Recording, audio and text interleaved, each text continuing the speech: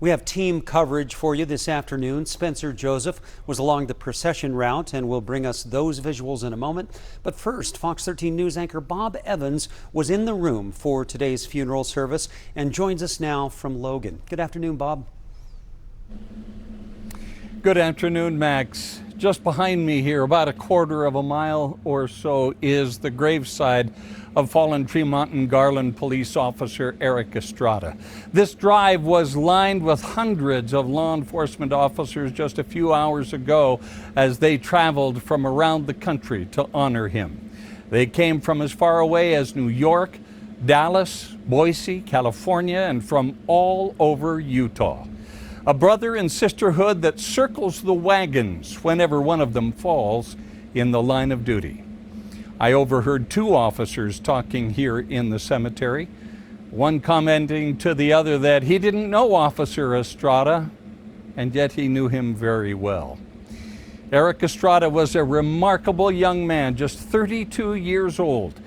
But the picture we've all been seeing of him says it all. He was a wonderful husband, father, son, and friend, full of joy, love, and wanted to lift everyone. Fox 13 News anchor Robin O'Guinye profiles his life. Since I'm standing here in blue, I will tell you about the kind of officer and friend that he was. Who was Officer Eric Estrada? What makes this so easy to write is that it doesn't depend on who you ask. When we remember Eric, we must also recognize the family who shaped him. His love, his loyalty, his laughter, and his courage are reflections of them. The way he lived was a direct extension of the values and kindness that came from his home. It was no secret that home was a place he loved in more ways than one. Because who better to describe him than his own daughter, Sienna? He was a great friend to others. He put others before himself. He was a great human being. He will always be remembered for what he did for our country. He lived a great life. He did what he wanted to do for a living, protect people. He visited our local schools and kicked around a soccer ball with the children. And he showed that officers are more than just the scary thing. They are the neighbors as well as the protectors.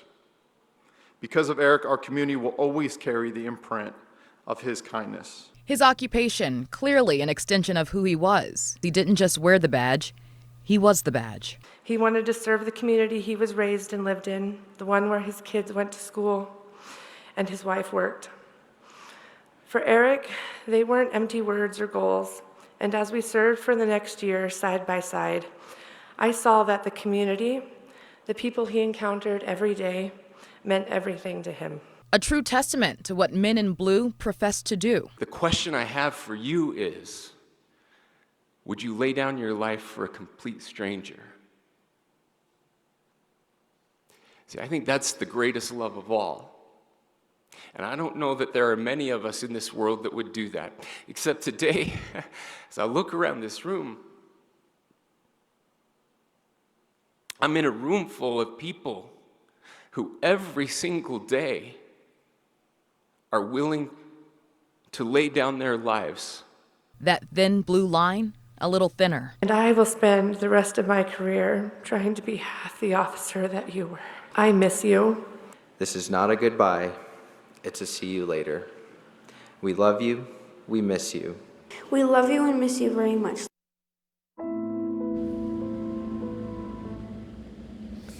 During the funeral service, we heard a lot about community, and here in Logan, the community really turned out. Thousands gathered at the Spectrum Arena here at Utah State University to pay their last respects. Officer Estrada was remembered as an officer who wanted to serve the community where he lived, where his children attended school. He was known as someone who tried to show people a police officer was not someone to be feared, but rather a neighbor and a protector. And as we can see and feel here in the Cache Valley and around the state, this community is grieving.